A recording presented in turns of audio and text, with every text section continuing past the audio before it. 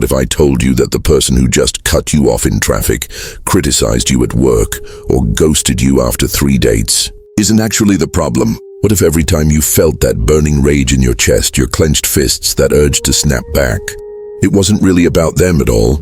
Carl Jung, one of the most brilliant minds in psychology, discovered something that will completely change how you see anger. And in the next 20 minutes, I'm going to share 15 of his most powerful lessons that could free you from chronic anger forever. Stay with me, because what you're about to learn goes against everything our culture teaches us about emotion, conflict, and personal power. Introduction: the hidden truth about your anger.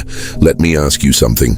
Have you ever noticed how the same type of person keeps showing up in your life?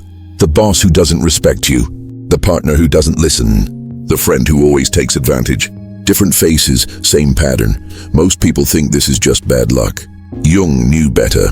He said, everything that irritates us about others can lead us to an understanding of ourselves. That's not a criticism. It's an invitation. An invitation to discover why certain people have the power to make you lose your peace, while others can say or do almost anything and you remain calm. See, we live in a culture that teaches us anger is either something to suppress or something to express. Bottle it up or let it out. But Jung offered a third way. Understand it, transform it, transcend it. This isn't about becoming a doormat. It's not about letting people walk all over you. It's about discovering a kind of power that most people never find. The power to choose your response instead of being controlled by your reactions. Over the next several minutes, I'm going to walk you through Jung's most transformative insights about anger. And I promise you, by the end of this video, you'll never look at your emotions the same way again. Take a deep breath. Let's begin. Lesson 1. Anger is not your enemy. It's a messenger in American culture. We have a complicated relationship with anger. We're told anger is bad, but also stand up for yourself. We're taught to be nice, but also don't let people disrespect you. No wonder we're confused. Jung saw anger differently. He didn't see it as a character flaw or a sign of spiritual failure. He saw it as information, a signal from your psyche that something needs attention. When anger rises, the question isn't, how do I get rid of this? The question is, what is this trying to tell me? Maybe you're violating your own boundaries. Maybe you're tolerating behavior you shouldn't. Maybe you're carrying expectations that aren't serving you. Think about the last time you got really angry. Underneath that heat, what was the real issue? Often it's not what you think. That traffic that made you rage. Maybe you're exhausted and overwhelmed. That comment from your mother-in-law. Maybe it triggered an old wound about not feeling good enough. That text that was left unread. Maybe it activated your fear of abandonment. Anger is a messenger. And if you keep shooting the messenger, you'll never get the message. Lesson 2. The shadow. Why others trigger. Here's where Jung gets really interesting. He developed this concept called the shadow. All the parts of yourself that you've rejected, denied, or hidden away because they don't fit your self-image. And here's the kicker. Whatever you deny in yourself, you'll see magnified in others. Ever notice how the things that bother you most about other people are often qualities you refuse to acknowledge in yourself? The person who's too needy. Maybe you've suppressed your own needs for so long you can't stand to see them in someone else. The coworker who's arrogant. Maybe you've denied your own confidence and ambition because you were taught it wasn't acceptable. The friend who's too sensitive. Maybe you've built walls so high that authentic vulnerability terrifies you. Jung said, until you make the unconscious conscious, it will direct your life and you will call it fate.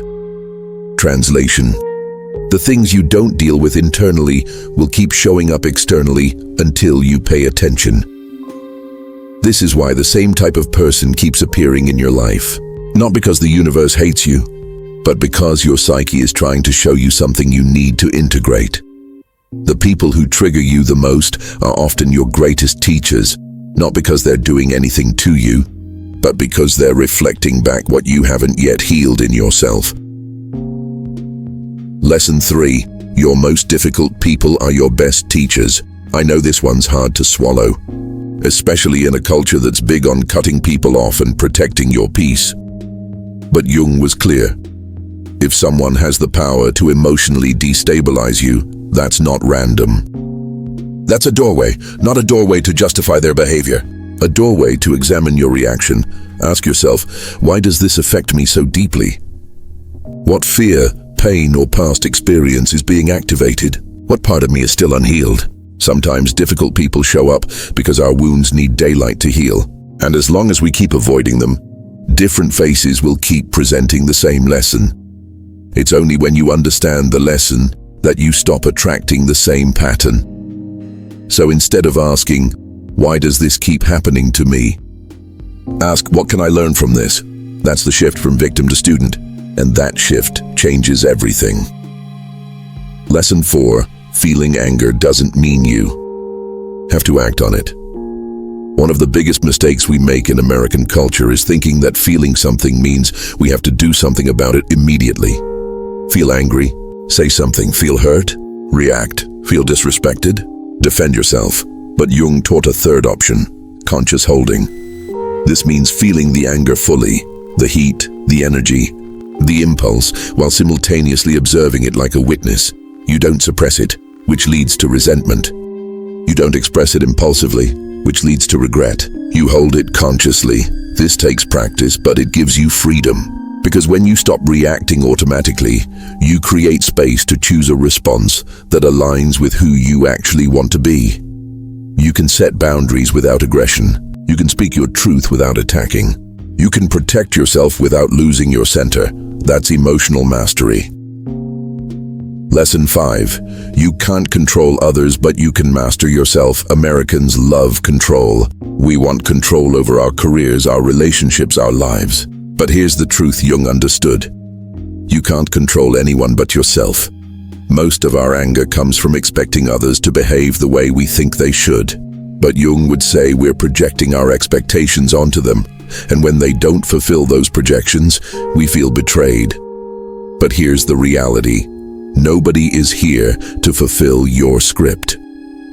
Nobody is here to be who you think they should be. The only real responsibility you have is to yourself.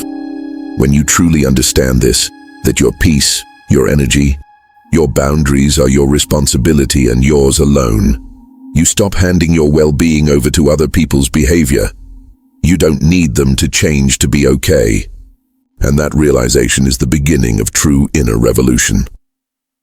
Lesson 6. What you don't heal, you repeat. Some people keep finding themselves in the same situations over and over. Same type of toxic relationship, same workplace conflicts, same family dynamics. Jung said the unconscious seeks healing through repetition. It's like life keeps saying, here's the wound, here's the wound, here's the wound. And every time you react with anger instead of awareness, you reinforce the pattern. So when you start feeling angry, pause and ask, has this happened before? Who does this person remind me of? What part of my story is repeating here? That awareness is the first step to breaking the cycle. Lesson 7. Self-knowledge is the antidote to chronic anger. When you don't know who you really are, you define yourself by what others think of you. And when they criticize, ignore, or reject you, you react. But when you have a deep connection with yourself, when you know your worth, your purpose, your boundaries, external noise doesn't shake you as much. Jung called this process individuation, becoming who you truly are beneath all the social, family, and cultural programming. The more you know yourself, the less you react, because you're no longer defending an image. You're just being. Lesson 8. Silence is a powerful response. Not everything deserves your energy. Not every conflict needs immediate resolution.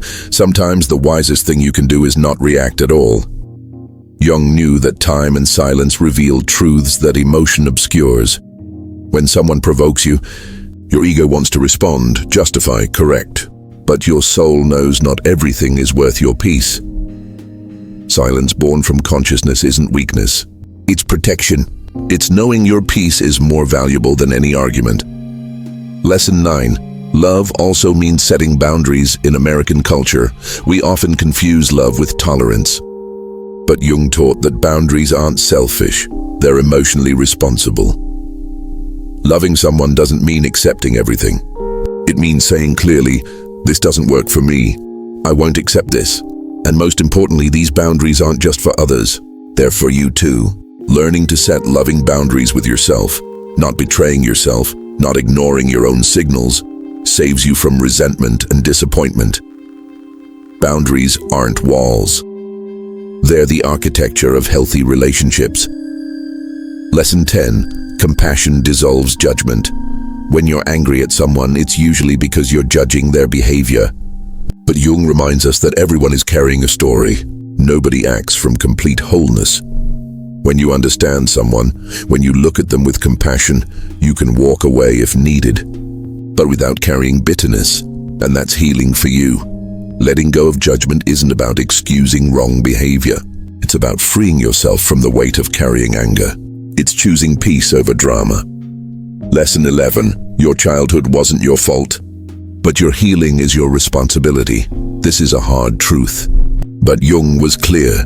Our personal unconscious is largely shaped by childhood experiences. Unattended wounds, abandonment, rejection, judgment, fear, become the filters through which we interpret the present. So when someone ignores you today, you're not just reacting to now. You're reacting from your past. You're seeing adult situations through the eyes of your wounded child.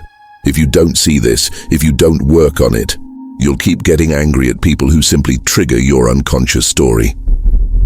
Jung reminds us, we can't erase what happened, but we can choose what we do with it now. And the only way to stop projecting it is to make it conscious. Lesson 12. Your emotional energy is yours, not a weapon.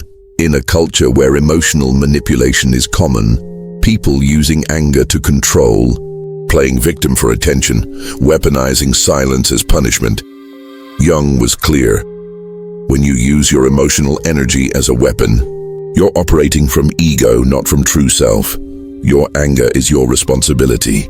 You don't have the right to dump it on someone else like punishment. You can feel it, yes.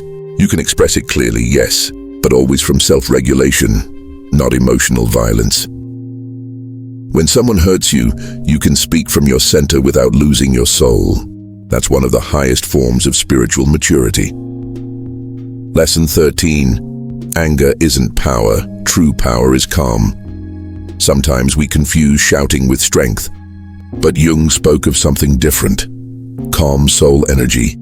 Anger is uncontrolled fire. Calm is fire burning in a temple. Contained, purposeful, powerful. A person who's done the inner work can speak their truth without losing control, can see unfairness and still choose to respond from their presence. That's the power that commands respect, because the person who shouts loses authority, but the person who speaks calmly touches the heart. Lesson 14. Sometimes what bothers you isn't what others do, it's what you allow. Jung had a powerful line. What you resist persists, but what you accept transforms. This is especially true in relationships where we keep feeling hurt. Ask yourself, why am I still here? Why didn't I say what needed to be said? Why am I tolerating what I don't deserve? Often we're angry at others for crossing boundaries we never set in the first place. External anger is often a distraction from internal anger. What truly hurts isn't just what's done to you, it's what you allow to keep happening. And when you realize this, you don't blame yourself. You take responsibility. You look at yourself with compassion and start acting in alignment with your dignity.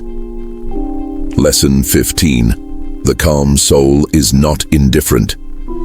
It's free. Jung spoke of individuation as a process where the soul becomes sovereign, where you don't need to react to prove something, where you don't get stuck in empty arguments, where you don't care what others think in that desperate way. A person at this level isn't cold, distant, or uncaring. They're free from taking everything personally, free from reacting from trauma, free from feeding drama, free from staying where there's no peace. And that inner freedom allows you to look at any situation with calm, even when it hurts, even when it's unfair. Because you know your energy isn't for sale, your calm is sacred, and your soul doesn't need to win an argument, it just needs to stay centered. Conclusion: your journey begins. Now, if you've made it this far, something inside you has already started to shift. You're not just trying to control your anger anymore. You're trying to understand it. You're ready to release it from its roots, from your soul.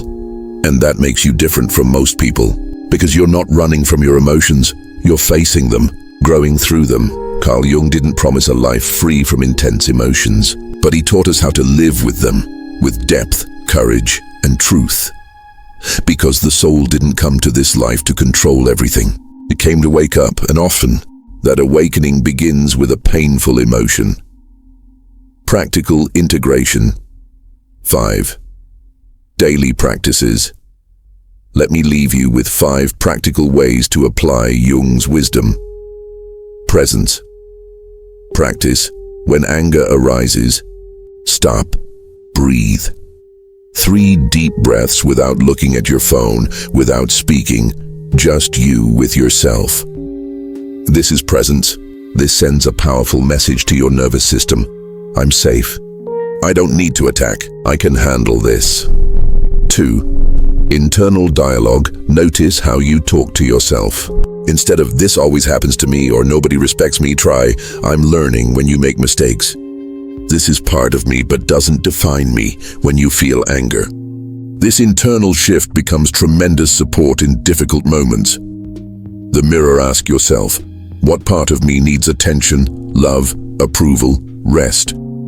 In that moment, you become your own therapist, your own guide, your own home. You don't need all the answers.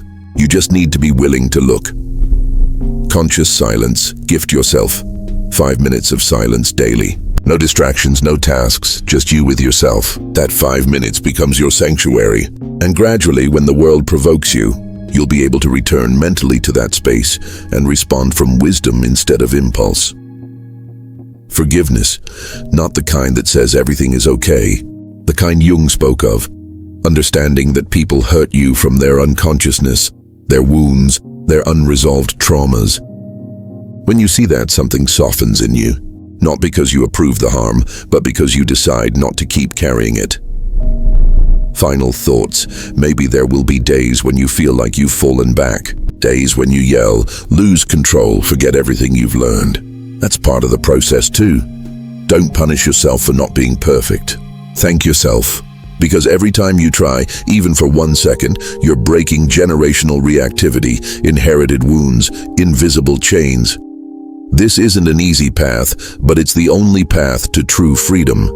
Not external freedom dependent on conditions, but internal freedom that nobody can take from you. You are not your emotions. You are not your reactions. You are the space in which all of this can transform. And that space is sacred.